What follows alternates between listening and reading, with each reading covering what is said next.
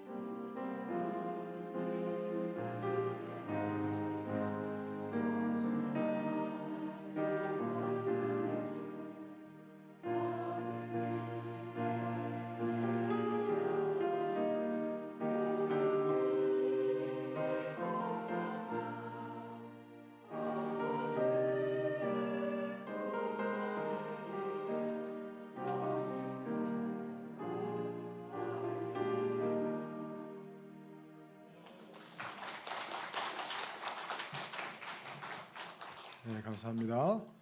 우리 잠이 올 수 있는 아주 좋은 환경입니다. 네, 그래서 저도 준비를 하면서 이거 좀 약간 난해한 것도 있고 해서 주무시는 게 아닌가 하는 생각이 많이 드는데 한 분이라도 주무시면 바로 그만두도록 하겠습니다. 우리 좌우로 한번 인사하겠습니다. 당신을 보니까 하나님을 뵙는 것 같습니다.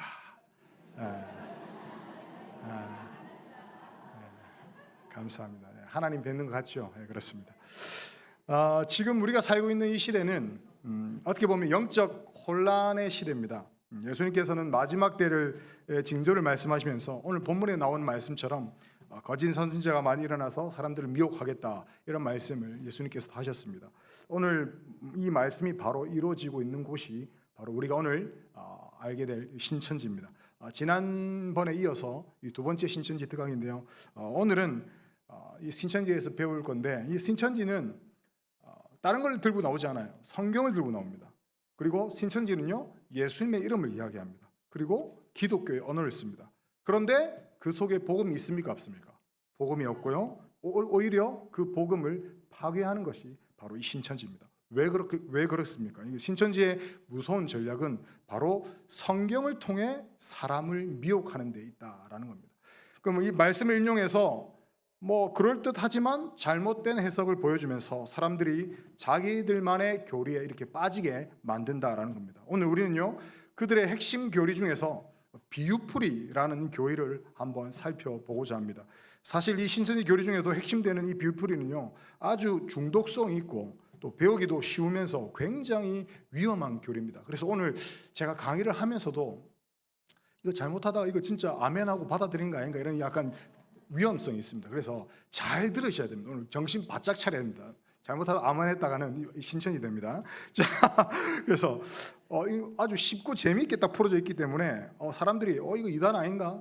또 이거 사입이 아닌가? 뭐 이렇게 느끼기가 정말 어려운 정말 위험한 교리인데요. 그래서 신천지에서 이 비유풀이를 통해서 성경을 어떻게 가르치는지 우리가 함께 살펴보면서 짧은 시간이지만 신천지 이단 예방 주사를 한번 맞아 보도록 하겠습니다. 준비되셨습니까? 네, 맞으실 준비. 자, 이 신천지의 비유풀이의 대표적인 예가 아마 들어보실 수 있을 겁니다. 짝교리입니다. 짝교리. 모든 성경 구절에는 짝이 있다라는 주장입니다. 성경에 어떤 짝이 있을까? 성경에 많은 구절들이 있지 않습니까? 이 구절들이 있는데 성경의 한 구절과 다른 한 구절이 이렇게 짝을 이룬다라는 그런 주장입니다. 그러니까 한 구절이 예언을 하면 다른 한 구절은 성취, 뭐 이런 식으로 그림자가 있고 실상이 있다. 약간 그럴듯해 보이지 않습니까? 이게 신천지 나름의 성경 읽기 방식, 바로 짝교리다라는 겁니다. 그런데 신천지가 왜 이런 주장을 하는 것일까? 근데 이 근거는요, 이 아이러니하게도 바로 성경 구절에서 찾고 있습니다. 이 신천지는요, 이사야 34장 16절에를 인용하는데요. 한번 읽어볼까요? 시작. 너희는 여호와의 책에서 찾아 읽어보거라. 이것들 가운데서 빠진 것이 하나도 없고 제 짝이 없는 것이 없으리니 이는 여호와의 입이 이를 명령하셨고 그의 영이 이것들을 모으셨음이라. 아멘. 자, 이 구절을 근거로 성경은 비밀로 되어 있고 짝을 맞추어서 해석할 수 있다라고 주장을 한다라는 겁니다. 표면적으로 보면 좀 그럴 때 보이죠. 자, 여기서 나오는 여호와의 책이 뭡니까, 여러분? 한번 본문 한번 띄워주시겠습니까? 36장 16절. 네. 자, 여호와의 책이 뭡니까? 성경이죠. 맞습니다. 성경입니다. 자, 이것들 가운데 정신 바짝 차리라 하니까 좀 괜히 또 말씀 못 하시는데, 그래서 이 가운데 빠진 것이 하나도 없답니다. 그리고 제 짝이 없는 게 없다라는 거죠. 그러니까 짝이 다 있다라는 겁니다. 성경에 짝이 있다. 성경에 이런 신천지의 주장 좀 어느 정도 맞아 보인다라는 거죠. 그러면 신천지에 다 넘어가 버린 겁니다. 그런데 여러분, 이게 우리가 34장 16절만 봐서 그렇지 이 34장 전체를 보면, 이 문맥을 보면 좀 달라진다는 겁니다. 사실 이 신천지가 이 짝교리로 든 이 이사야 34장의 전체적인 문맥을 보면 에돔 족속이 받을 재앙에 대한 그런 내용입니다. 이 장이. 그런데 그 심판이 얼마나 강렬했는지, 그 땅이 황무지가 되고 성이 망하고 가시나무와 온갖 야생초들이 우거지고 이런 것들이 시각적 효과로 그림 그리듯이 이 34장이 말씀하고 있어요. 그리고 그 궁궐에 타조가 살게 되고 가증스러운 짐승들, 올빼미, 부엉이, 솔개 이런 들짐승들이 새끼를 낳아서 서로 짝을 지어서 살게 될 것이다 라고 이렇게 묘사를 합니다. 그러면서 너희는 여호와의 책에 찾아보라. 이것들 가운데서 빠진 것이 하나도 없고 제 짝이 없는 것이 없으리니, 이렇게 이어진다라는 거죠. 자, 그렇다면 여기서 말하는 제 짝은 성경 구절을 의미하는 것이겠습니까? 아니면 짐승의 짝을 이야기하는 것일까요? 짐승의 짝을 이야기하는 겁니다. 당연히 문맥상 짐승의 짝을 이야기하는 겁니다. 이 성경 구절과 구절이 짝을 이룬다는 뜻을 의미하는 게 아니다라는 거죠. 사실 여러분, 우리가 지금 성경을 읽고 있잖아요. 몇 장 몇 절 이렇게 장절 돼 있는데, 이 성경의 장과 절은 원래 구분이 없습니다. 구분이 없었는데 후대에 장과 절이 없으니까, 여러분 만약에 장과 절이 없으면 성경이 나중에 네 몇 장 몇 절 읽었나 하면 찾아보면 어떻게 되겠습니까? 찾기가 어렵겠죠, 장절을. 그러니까 후대에 와서 나중에 찾기도 어려우니까 후대 사람들이 이게 읽기 편하기 위해서 장과 절을 나누는 겁니다. 그렇기 때문에 성경의 장과 절 자체가 절대적인 의미가 있다고 우리가 생각해서는 안 된다라는 거죠. 그래서 성경은 뭐가 중요하다? 문맥이 중요하다라는 겁니다. 문맥이 중요하다. 이야기 흐름 속에 그 의미를 우리가 파악을 해야 된다라는 겁니다. 그런데 이 신천지는 자신들의 그 주장을 위해서 성경의 문맥은 무시해버리고 임의로 한 구절씩 뽑아서 쓰고 있다는 겁니다. 이건 아주 잘못된 성경 해석 방식이다라는 거죠. 자기 생각을 성경에 끼워 맞추는 것이 아니라 성경 말씀 안에서 하나님의 뜻을 발견하는 것이 옳은 방법이다라는 거죠. 그래서 이 신천지에서 주장하는 비유풀이 중에 하나는요, 바로 성경 비밀론입니다. 성경 비밀론. 쉽게 말해서 예수님께서 이 비유로 말씀하신 것은 비밀을 숨기기 위해서다라는 그런 주장입니다. 신천지는 마치 성경이요 암호책인 것처럼 말합니다.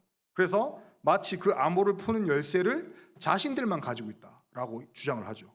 그러나 우리가 알고 있는 하나님은요, 자신들의 백성들에게 말씀을 이해하지 못하게 숨기시는 분입니까? 그렇지 않은 분이십니까? 숨기는 분이 아닙니다. 하나님은 말씀을 통해서 우리에게 자신을 알리시고 복음을 들려주시고 구원의 길로 이끄시는 분이십니다.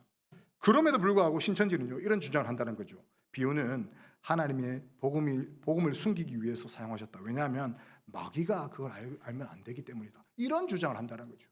비유로 모든 걸 다 숨겨놨대요. 그럴듯하게 들릴 수 있지만 이건 예수님의 말씀과 정면 충돌한다는 겁니다. 마가복음 4장 33절에 이렇게 기록합니다. 예수께서 이러한 많은 비유로 그들이 알아들을 수 있는 대로 말씀을 가르치시되. 무슨 말씀입니까? 비유를 숨기기 위한 장치가 아니라 알아듣기 위한 설명의 도구다라는 사실입니다. 예수님께서는요, 천국의 비밀을 사람들이 알아듣기 쉽게 설명해 주시기 위해서 비유를 사용하셨습니다. 농부에 씨를 뿌리는 것, 또 겨자씨, 누룩, 밭의 부화, 모두 그 시대 사람들이 잘 아는 일상의 소재를 이용해서 하나님 나라, 이 천국에 대해서 설명하셨습니다. 그런데 지금 우리는 여러분 천국 하면 이미지가 떠오르고 어떤 건지 알지 않습니까? 그런데 그 당시에 이 사람들은 천국에 대해서 개념 자체가 익숙하지 않았습니다. 그래서 예수님께서 그들이 잘 알고 있는 일상생활의 경험에 빗대서 천국의 다양한 그런 특징들을 비유로 설명을 하셨다는 겁니다. 요약하자면 예수님은 비유를 통해서 사람들이 알아듣기를 원하셨다는 겁니다. 그런데 신천지는 이것을 모두 암호로 바꿔놓은 것이다라고 이야기를 한다는 거죠. 성경을 일종의 암호책, 어떤 비밀이 숨겨서 보관하고 있는 책이다라고 말합니다. 그런데 이 천국의 비밀을 대적 사탄이 알아서는 안 되기 때문에 고지고대로 써놓은 것이 아니라 애둘러서 말하는 어떤 암호체계를 통해서 써놓을 필요가 있다. 그것이 바로 비유다. 이렇게 주장한다는 거죠. 그래서 신천지에서는요, 이 비유가 일종의 자물쇠 역할을 하는 겁니다. 그럼 성경책이 어떻게 됩니까? 다 열려 있는 게 아니라 성경책이 다 잠겨 있는 거죠. 비유로 다 잠겨 있는 겁니다. 자, 비밀이 성경에 숨겨져 있는데 비유라는 자물쇠로 다 잠겨 있습니다. 그리고 저 자물쇠를 여는 마스터 키를 누가 가지고 있겠습니까? 누가 가지고 있다고 말하겠습니까? 그렇습니다. 바로 그 암호의 해석, 그에게는 그 열쇠는 오직 신천지 교주인 이만희만 가지고 있다라고 주장하는 겁니다. 그 비유를 열 수 있는 키, 이만희가 가지고 있다라고 이야기한다는 겁니다. 계시를 받아가지고 그 사람이 통달한 위대한 이만희 총회장만이 그 열쇠를 알 수 있고 그 성경에 숨겨진 비밀을 알려줄 수 있다라고 말을 한다라는 거예요. 그래서 이만희의 교주의 말을 듣지 않으면 이 성경이 못 여니까요, 구원을 받지도 못하고 천국에 들어가지 못한다, 그런 주장을 결국 하고 있다는 겁니다. 그런데 이들이 이렇게 말하는 신천지식의 성경 구절이 있어요. 바로 마태복음 13장 13절에서 15절 말씀인데 우리가 잘 아는 말씀입니다. 한번 읽어보겠습니다. 시작. 그러므로 내가 그들에게 비유로 말하는 것은 그들이 보아도 보지 못하며 들어도 듣지 못하며 깨닫지 못함이니라. 이사야의 예언이 그들에게 이루어졌으니 일러스되 너희가 듣기는 들어도 깨닫지 못할 것이요 보기는 보아도 알지 못하리라. 이 백성들의 마음이 완악하여져서 그 귀는 듣기에 둔하고 눈은 감았으니 이는 눈으로 보고 귀로 듣고 마음으로 깨달아 돌이켜 내게 고침 받을까 두려워함이라 하였느라. 아멘. 이 말씀은요, 예수님께서 하시는 말씀인데 이 성경 구절을 읽어보면 과연 이 말씀대로 우리가 들어도 깨닫지 못하고 보아도 알지 못한다고 말씀하니까 그 뉘앙스가 마치 비유라는 암호를 이용해서 사람들이 보아도 제대로 보지 못하도록, 들어도 제대로 듣지 못하도록 하고 있구나, 비유라는 암호를 이용해서 이걸 숨기고 있구나, 이런 식의 뉘앙스로 느껴진다는 거죠. 신천지에서 가르칠 때. 그러니까 사람들이 이런 신천지 주장을 듣고 나서 이 성경 구절을 딱 읽으면 진짜 그렇네 라고 생각할 수 있다는 거죠. 그래서 그들의 주장대로 말하면 성경은 비밀이 숨겨져 있기 때문에 그냥 고지고대로 보면 안 된다라고 이야기를 해요. 성경을. 그러면서 그 비유를 제대로 배워가지고 성경에 숨겨진 참 의미를 알아야 된다라고 신천지가 주장을 합니다. 이것은 바로 신천지 비유풀이 센터에 들어갔을 때 처음 배우는 내용의 핵심이다라는 겁니다. 바로 지금 제가 말씀드린 게 바로 그거예요. 그들의 주장은 성경의 비유를 알지 못하면 성경 읽는 것, 그거 수박 겉핥기가 된다. 그래서 기성신자들은 성경을 제대로 알지 못한다. 왜? 비유를 풀지 못하고 암호를 풀지 못했기 때문에 제대로 그 숨은 뜻을 알지 못한다. 우리가 그걸 알려줄 수 있다. 이렇게 주장한다는 거죠. 자, 그러면 이 마태복음 13장 13절 말씀은 어떻게 해석해야 될까? 13절. 그러므로 내가 그들에게 비유로 말하는 것은 그들이 보아도 보지 못하고 들어도 듣지 못하며 깨닫지 못함이니라. 자, 이 구절을 자세히 보면 예수님께서 비유로 말씀하신 이유가 이미 그들이 깨닫지 못하는 상태에 있기 때문이라고 말씀하는 것입니다. 다시 말해서 듣는 자가 이미 깨닫지 못하는 상태에 있다라는 거예요. 자, 나중에 15절을 보시면 이 백성들의 마음이 완악하여져서 뒤에 보면 나와 있습니다. 그런데 예수님은 이들이 복음을 거부할 것을 이미 아셨다는 겁니다. 왜냐하면 하나님께서 직접 그들의 귀를 막으셨기 때문에 그렇습니다.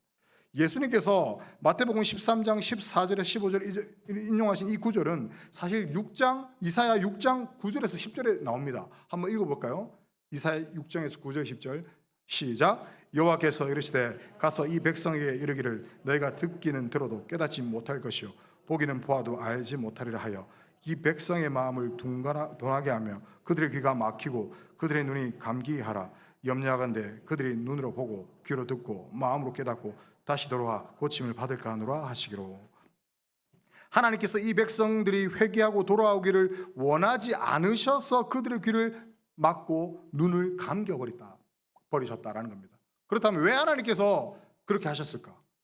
이것은 공의로운 하나님의 속성입니다. 그러니까 기독교 세계관에서 하나님은 전지전능하시고 또 모든 것을 하나님의 주권 안에 있다라고 이야기를 합니다. 예를 들어서 극단적으로 어떤 사람이 구원받고 구원받지 못하는 것조차 하나님의 섭리 안에 있는 거예요. 그러니까 하나님은 완악한 자들의 마음으로 돌이켜서 깨닫고 고침을 받을까? 그들이 완악한 자들이 돌이켜서 고침 받을까 봐 그냥 그 귀를 막으신 거예요.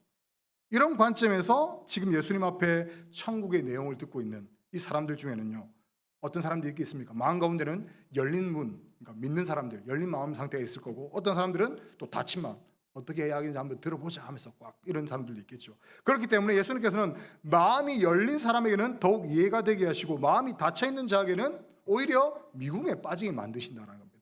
그걸 비유로 말씀하셨다는 거죠.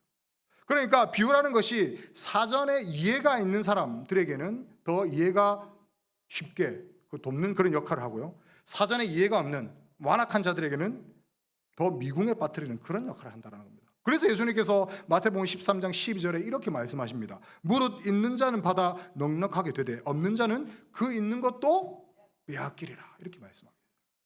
여기서 우리가 알아야 할 중요한 사실은요, 신천지를 분명히 비유는 비밀을 감추는 수단일 뿐이다 이렇게 교육을 합니다. 자물쇠다. 그래서 이 비밀을 풀어야 된다라고 이야기를 하는데, 오히려 예수님의 이 비유의 말씀을 듣고 확실하게 천국에 대해서 이해하는 사람들이 생긴다는 거죠. 완악한 자들에게는 비유가 미궁에 빠뜨리게 만들지만 믿는 자들에게는 오히려 그 비유가 숨기는 것이 아니라 환한 빛이 된다는, 몰랐는데 비유로 말씀해 주시니까 더 깨닫게 되었다는 겁니다. 그래서 예수님의 이 말씀을 듣고도 깨닫지 못한 사람들은 사실 비유가 어려워서가 아닙니다. 뭔가 숨겨져 있어서 깨닫지 못한 것이 아니다라는 거죠. 원인을 따져보면 하나님께서 이미 완악한 자들의 마음의 문을 어떻게 하셨다? 닫으셨다라는 겁니다. 다시 말해서 하나님께서 그들의 비유를 이해하기 원하지 않으셨다라는 겁니다. 예수님께서 그걸 아시고 마음이 열린 자들은 복음을 받아들이게 하고 마음이 닫힌 자들은 비밀을 더 오랫동안 품게 만드시려고 뭘로 말씀하셨다? 비유로 말씀을 하셨다라는 겁니다. 그럼에도 예수님의 의도는요, 천국에 대해서 사람들이 더 친근하게 생각하고 또 친근하게 생각하게 하시도록 오늘 비유로 말씀하고 계시다라는 겁니다. 그렇기 때문에 이 신천지에 말하는 비유가 오로지 비밀을 감추기 위한 수단이라고 보는 것, 이거는 잘못된 것이다라는 겁니다. 마음이 완악한 자들은 길을 막은 것은 하나님의 계획이었습니다. 비유는 오히려 다른 믿는 자들에게 설명을 돕는 그런 충분한 역할을 했습니다. 신천지는 비밀을 숨기기 위해서 비유를 사용했다고 말하니까 거기 결국 그 비밀을 풀어줄 사람이 필요한 거죠. 그런데 그럴 필요가 있다 없다? 없습니다. 예수님께서는 숨기려고 이 비유로 말씀하신 것이 아니라 더 설명하시려고, 더 이해하게 하시려고 이 비유로 말씀하신 겁니다. 그래서 이 신천지는요, 첫 단추부터 이렇게 설명을 할 때 잘못 끼게 만듭니다. 여러분, 첫 단추 잘못 한번 끼워 보셨습니까? 어떻게 됩니까? 약간 어버이처럼 되죠. 나중에 보면. 제대로 나머지 제대로 끼워도 안 됩니다. 그러니까 마찬가지로 신천지는 첫 단추부터 이상하게 끼워버립니다. 처음부터 이렇게 교육을 해요. 그러니까 이후부터 배우는 게 어떻게 되겠습니까? 점점 극단적이고 이상한 소리가 나오는 그런 잘못된 방향으로 나가게 만든다는 겁니다. 문제는요, 이 센터에서, 이 신천지 센터에서 공부하는 사람들이 이 첫 단추를 딱 깰 때에 잘못된구나 하고 바로 깨닫고 나와야 되는데, 그 오류를 인지하고 문제를 파견하면 이렇게 쉽게 빠져나올 수 있을 건데, 대부분은 그냥 미혹돼가지고 거기에 빠져버린다는 겁니다. 왜냐하면 성경을 설명하거든요. 성경 구절에 근거가 있거든요. 그렇네 하면서 그냥 받아들인다는 겁니다. 그러면 그 위에 계속되는 오류들로 인해서 저항할 수 없게 됩니다. 그냥 깊이 빠져버리고 말게 된다는 겁니다. 그렇다면 이런 관점, 신천지의 비유풀이 방식으로 성경을 보면 어떤 현상이 일어나는지 실제 사례를 통해서 한번 말씀드리도록 하겠습니다. 지금 제가 말씀드리는 것은 신천지의 교우 방식이기 때문에 아멘을 하시면 안 됩니다. 자, 신천지에서 교육하는 대로 제가 한번 말씀드리기 때문에 절대 아멘하면 안 됩니다. 자, 마태복음 13장 31절 32절에서 나오는 비유인데요. 자, 예수님께서 천국에 대한 비유를 사용하시면서 여러 가지 비유 중에 하나인데 한번 본문 읽어볼까요? 한번 읽어보겠습니다. 시작. 또 비유를 들어 이르시되 천국은 마치 사람이 자기 밭에 갖다 심은 겨자씨 하나 같으니 이는 모든 씨보다 작은 것이로되 자란 후에는 풀보다 커서 나무가 되며 공중의 새들이 와서 그 가지에 깃들이니라. 아멘. 요건 아멘 해도 됩니다. 자, 방금 읽은 이 본문은요, 신천지 센터에 들어가면 가장 먼저 배우는 비유 중에 하나입니다. 자, 우리가 알고 있는 이 비유는 어떤 비유입니까? 무슨 비유라고 합니까, 우리가? 시 비유인데 무슨 시입니까? 임대순 씨? 이제 겨자씨. 겨자씨 비유라고 하는데, 자, 우리 신천지에서는 뭐라고 하냐면, 아십니까, 혹시? 뭔지 아세요? 이 비유를? 겨자씨라고 안 합니다. 나무와 새 비유라고 합니다. 나무와 새 비유. 이 구절을 살펴보면서 씨도 있고 밭도 있고 나무도 있고 새도 나옵니다. 신천지 신도들이 이 단어 속에 비밀이 숨어 있다고 이야기하죠. 왜냐하면 성경을 무슨 책이라고 한다고? 아모책이라고 생각하기 때문에 그렇습니다. 그러니까 신천지 성도들에게 성경이야말로 비밀이 숨겨져 있는 이 아모책인데, 이 구절이 그러면 방금 우리 읽었던 이 구절이 곧이곧대로 믿어지겠습니까? 절대 그렇지 않습니다. 신천지 교육을 받은 신도들은 분명히 어떤 비밀이 이 안에 숨겨져 있을 거다라고 생각합니다. 그리고 이 구절을 앞서 말씀드린 신천지의 짝교리를 적용해가지고 씨, 밭, 나무, 새에 숨겨진 뜻을 성경에서 다시 찾습니다. 그래서 신천지 강사가 자 이제 우리 씨에 대한 숨겨진 뜻을 한번 알아봅시다. 자, 누가복음 8장 11절로 한번 넘어가겠습니다 하면서 누가복음 8장 11절을 이야기합니다. 읽어보겠습니다. 시작. 씨는 하나님 말씀이요. 자, 이 구절을 읽고 실판에다가 씨는 하나님의 말씀. 자, 적습니다. 자, 그럴듯해 보이죠? 네, 맞습니다. 자, 그리고 자, 밭은 무엇인지 한번 찾아보겠습니다. 고린도전서 3장 9절입니다. 고린도전서 3장 9절. 시작. 우리는 하나님의 동력자들이요 너희는 하나님의 밭이요 하나님이시라. 자, 이 구절을 근거로 보면 이 밭은 사람들의 마음 또 사람들의 모임이니까 어떤 걸 의미하겠습니까, 여러분? 교회를 의미하겠죠. 교회를 밭은 사람의 마음 또는 교회, 이렇게 해석하고 또 치반이 적습니다. 이렇게 설명하면 지금까지 조금 제가 설명했지만 이렇게 저보다 더 재미있게 설명한다는 거예요. 쉽게 재미있게 막 흥미를 느끼면서 그랬구나 막 합니다. 그러면서 이제 그러면 여러분 이제 나무에 대해서 한번 살펴볼까요? 이사야 55장 12절로 갑니다. 55장 12절 시작. 너희는 기쁨으로 나아가며 평안히 인도함을 받을 것이요 산들과 언덕들이 너희 앞에서 노래를 바라고 들의 모든 나무가 손뼉을 칠 것이며. 자, 이 구절에서 여러분 손뼉을 치는 나무가 나오죠? 있습니까? 손뼉을 치는 나무가 있습니까? 없습니까? 나무가 손뼉을 칠 것이며. 자, 그러면 이 뭘까요? 나무는 손뼉을 친다. 사람입니다. 사람. 나무는 사람이다. 이렇게 하면서 또 나무는 이꼴 사람 이렇게 적습니다. 자, 이제 뭐 남았습니까, 여러분? 이제 새 남았죠. 새가 남았습니다. 새 비밀을 한번 풀어보겠습니다. 마태복음 3장 16절로 갑니다.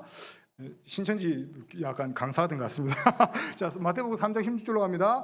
예수께서 세례를 받으시고 곧 물에서 올라오실 새 하늘이 열리고 하나님의 성령이 비둘기같이 내려 자기 위에 임하심을 보더니. 자, 성령이 비둘기같이 내린다고 하네요. 그러니까 어떤 영적인 움직임, 아름다운 새 모습으로 표현된 걸 봤을 때 우리는 이 성경에서 새라는 표현을 본다면 어떤 활동, 영적 활동, 움직임을 비유한 것이나 그렇게 할 수 있지 않겠습니까? 자, 그러면 여러분 새는 뭐겠습니까? 영적 활동, 움직임, 이렇게 칠판을 잡는다는 거죠.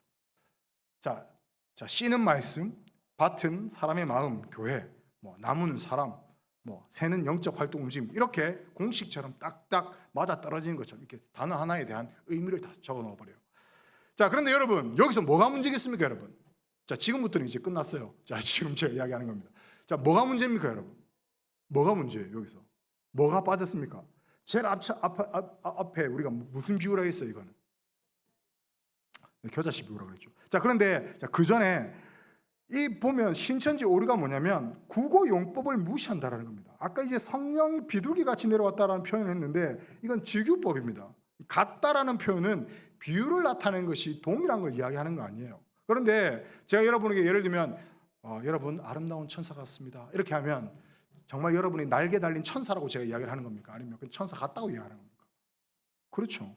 그런 말과 동일한데 신천지는 같다라는 직유법을 무시해버리고 같다를 이꼴로 만들어버립니다. 똑같다라는, 동일하다라는 개념으로 만든다라는 겁니다. 그리고 성경에는 비둘기와 새는 또 다른 단어인데 신천지는 이것을 마음대로 합해버려가지고 새를 영으로 또 해석하고, 사실 이런 거 조금만 생각해보면요 틀린 걸 우리가 알 수 있습니다. 그런데 신천지 센터에서 배우는 사람들은 성경에 대해서 자신이 없어요. 자기가 자신이 없기 때문에 이렇게 말하니까 또 성경의 구절을 근거에 대해서 계속 설명하니까 그냥 넘어가 버린다는 겁니다. 아, 그래, 뭔가 신비로운 게 있겠지, 비밀이 담겨 있겠지 라고 생각하면서 믿음으로 받아들여 버린다는 겁니다. 그런데 사실 이런 해석은요 전부 억지입니다. 그런데 왜 신천지는요 이런 억지 해석을 주장할까? 여러분 왜 이렇게 억지 해석을 주장할까요? 뭐겠습니까? 바로 요한계시록 해석 때문에 그렇습니다. 신천지는요 성경의 수많은 단어들을 이런 식으로 비유로 풀이해 가지고 일종의 암호 체계를 만듭니다. 그리고 이 암호 체계를 어디다 적용하냐면 바로 요한계시록에 적용합니다. 여러분 잘 알겠지만 요한계시록은 좀 워낙 신비롭고 난해한 내용들이 많아가지고 이단들이 많이 장난치는 성경이 바로 이 요한계시록입니다. 그래서 이 신천지는 요한계시록의 비밀을 풀어낸다고 주장을 한다라는 거죠. 그래서 몇 달 동안 이 비유풀이를 배운 신천지 신도들은 요한계시록 읽을 때 자신들이 배운 단어들을 이 문목 속에 막 적용하면서 막 하면서 놀라면서 와, 정말 이런 비밀이 숨겨져 있었구나, 이런 전율을 느끼고 신천지에 완전히 빠져버린다는 거죠. 쉽게 말해서 신천지가 미리 짜놓은 스토리에 단어를 해석하게끔 만들어가지고 비유풀이를 가르친 겁니다. 단적인 예로 요한계시록 비유를 말씀드리면 계시록 18장 2절에 이런 말씀이 있습니다. 한번 읽어보겠습니다. 시작. 무너졌도다 큰 성 바벨론이여, 귀신의 처소와 각종 더러운 영이 모이는 곳과 각종 더럽고 가증한 새들이 모이는 곳이 되었도다. 이런 구절이 있습니다. 자, 지난번에 제가 한번 말씀드렸는데, 자, 이 바벨론을 신천지는 뭐라고 이야기한다고 그랬습니까? 기억나세요? 바벨론. 기억나시는 문화상품권이잖아요. 바벨론 뭐라고 한다 했어요? 기성교회, 한국교회를 의미한다고 그랬습니다. 여기서는 그렇게 해석해요. 그러니까 또 여기서는 새를 또 앞에랑 다르게 짐승이라고 해석합니다. 그러니까 어떤 구절이 됩니까? 한국교회가 무너졌고 거기에 짐승들이 모여있다, 이런 식으로 해석이 되는 겁니다. 자, 이런 비유풀이는 매우 당시에 사람들은 이상함을 느끼지 못합니다. 누가 봐도 억지로 해석하게 하고 억지를 부린 건데, 문제는 이렇게 되면요 나중에 이렇게 교육받다 보면 성경을 보는 눈이 완전히 고장이 나버려요. 그 사람이 어떤 전문적인 치료를 받기 전에는요 성경을 제대로 볼 수가 없게 됩니다. 왜냐하면 신천지 교육을 받은 사람들은 어떤 특정한 단어가 나오면 떠오르는 단어가 있다는 거죠. 아까 말한 것처럼 그 단어를 무조건 교육받은 대로 이 단어에 대한 의미를 부여해서 해석을 해버리기 때문에 성경을 읽어도 이제는 완전 다른 해석이 되어버려요. 말 그대로 신천지적 해석이 되어버린다는 거예요. 그래서 아까 우리가 마태복음 13장 31절 32절 겨자씨 비유를 신천지식으로 해석하면 이렇습니다. 밭에 씨를 심고 나무가 자라서 새가 깃드는 그림을 배운 대로 공식에 해석합니다. 아까 말한 것처럼 씨는 말씀, 밭은 뭐라고요? 사람의 마음. 다행입니다. 까먹어서. 까먹어야 됩니다. 이건 기억할 필요가 없습니다. 나무는 말씀, 거듭난 속사람, 새는 영 이렇게 되는데, 그러면 어떻게 해석이 되냐면 이 구절이 하나님의 말씀을 사람의 마음속에 심었더니 그 사람이 말씀으로 거듭난 속사람으로 자라나서 그 사람에게 영이 그 머리 위에 임한다. 이 무슨 말인지 모르겠는 이상한 말인데 하여튼 이렇게 해석을 해요. 그러니까 신천지에 배운 사람은 자기가 배운 공식을 그 말씀에 대입을 해가지고 스토리가 나오거든요. 그러면 여러분 어떻습니까? 공식에 대입해서 여러분 수학도 한번 풀어보셨지만 공식에 대입해보면 문제가 답이 탁 나오면 재밌어요, 재미가 없어요? 재밌어요. 재밌게 가르친다니까요. 그런데 앞서 말한 것처럼 아까 제가 해석했던 그 마태복음, 자 여기에서 지금 이렇게 해석해버렸는데 가장 큰 문제점이 뭡니까? 분명히 아까 무슨 비유라 그랬어요? 이게 무슨 시 비유라 그랬어요? 겨자씨 비유라 했는데 지금 제가 말씀드릴 때 겨자씨가 있습니까? 없습니까? 없습니다. 예수님은 분명히 겨자씨와 같다라고 말씀하셨어요. 수박씨도 아니고 호박씨도 아니고 겨자씨라고 하신 데는 이유가 있다는 겁니다. 왜 그렇습니까, 여러분? 아시잖아요. 왜 그렇습니까? 겨자씨가 크다 작다? 작기 때문이죠. 그래서 여기서 신천지 풀이의 오류를 발견하게 되는 거죠. 신천지는 한번 따라하겠습니다. 신천지는 성경의 원래 의미를 사라지게 만든다. 원래 의미를 사라지게 만드는 것이 바로 신천지 교리 비유풀입니다. 겨자씨는 모든 씨앗 중에 작지만 자라면 어떻게 사람 키보다 높게 자란다고 합니다. 그래서 작은 씨앗에서 시작해서 이렇게 크게 자라는 모습을 보면서 사람들은 신기함을 느꼈겠죠. 그래서 예수님 바로 이 점이 천국이 이렇게 작은 데서 시작했지만 점점 풍성하게 자란다라는 그런 특징을 설명하기 위해서 겨자씨 비유를 사용하신 거예요. 그런데 신천지식으로 해석을 하면 예수님께서 의도하신 원래의 의미가 사라져버린다는 겁니다. 겨자씨의 작음과 자랐을 때의 풍성함이 중요한데 신천지 해석에는 이 겨자씨 자체가 있습니까? 없습니까? 완전 사라져버립니다. 그게 중요하지 않게 되어버린다는 거죠. 이렇게 교육을 하면 사람들이 말씀을 마음에 심는다라는 해석을 통해서 말씀을 공부 열심히 하게 됩니다. 그리고 신천지의 최종 교리가 뭐냐면 신일합일입니다. 하나님과 이만희가 하나가 되었다. 신과 사람이 하나가 되었다는 주장에까지 이르게 된다는 거죠. 이 교리를 계속 가다 보면. 그리고 이 땅에서 육체를 가진 채로 영원히 죽지 않고 산다는 영생의 교리까지 이르게 된다는 겁니다.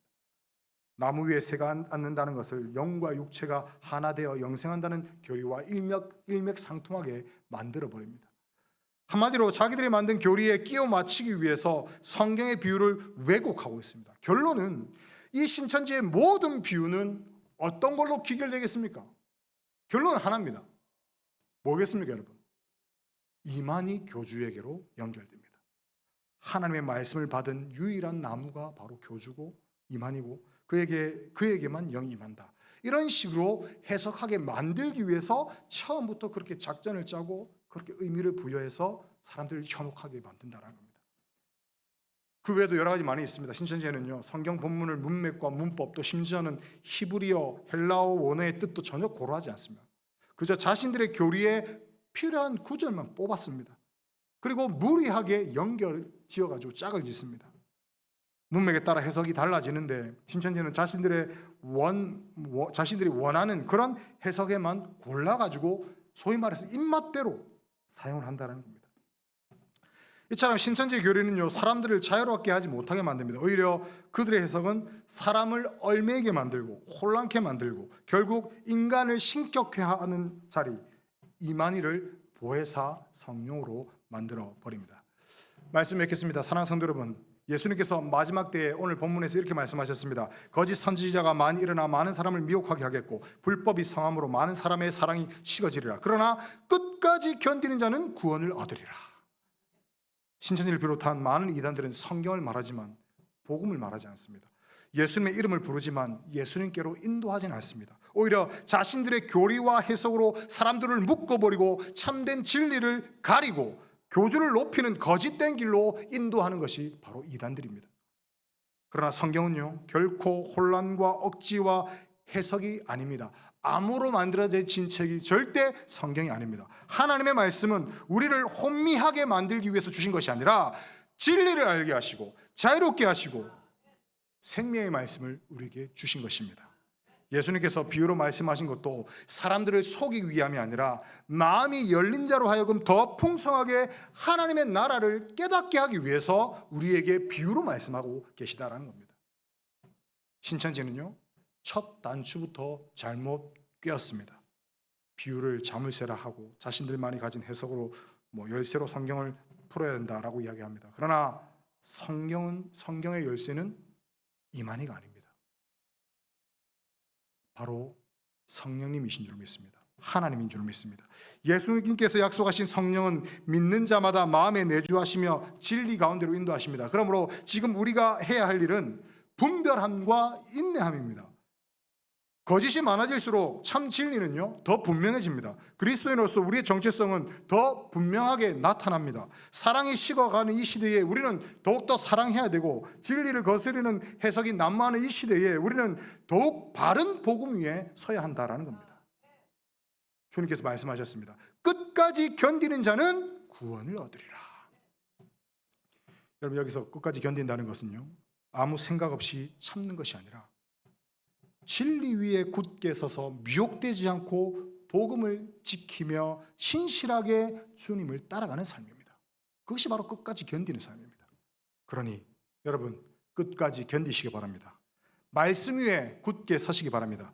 거짓이 절대로 진리를 삼킬 수가 없습니다. 하나님의 진리는 무너지지 않으며 주님께서는 오늘도 진리 위에 선 자들을 통해서 이 땅에 하나님의 나라를 이루어 가시는 줄로 믿습니다. 말씀을 바르게 알고 복음을 바르게 믿고 신앙의 길을 끝까지 걸어가실 수 있길 바랍니다. 주님이 다시 오실 때까지 끝까지 견디는 자로 살다가 마침내 영광스러운 구원의 기쁨을 함께 누리는 저와 여러분이 되기를 주님의 이름으로 축원합니다. 한번 기도하겠습니다. 한번 기도할 때에 하나님, 오늘 말씀처럼 우리